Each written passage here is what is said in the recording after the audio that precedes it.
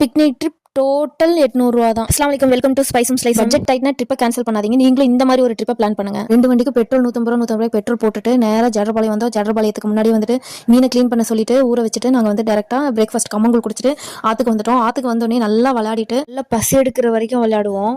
ஜேடர்பாளையம் டேமில் இப்போ வந்து குளிக்க விடுறதில்ல. ஸோ வந்துட்டு நாங்கள் ரெகுலராகவே அங்கே போக மாட்டோம். ஜேடர்பாளையத்துலேருந்து அப்படியே ஒரு 2 கிலோமீட்டர் வந்தீங்கன்னா உள்ளுக்குள்ளே இந்த மாதிரி ஆறு மாதிரி இருக்கும். ரொம்ப ஆழம் கம்மியாக இருக்கும். ஸோ வந்துட்டு இங்கே வந்து நாங்கள் விளையாடும்போது ரொம்பவுமே முழங்கால் வரைக்கும் தான் ஆழமே இருக்கும். ரொம்ப அதிகமாகவும் நாங்கள் உள்ளே போக மாட்டோம். குழந்தைங்க ரொம்ப என்ஜாய் பண்ணி விளையாடுவாங்க.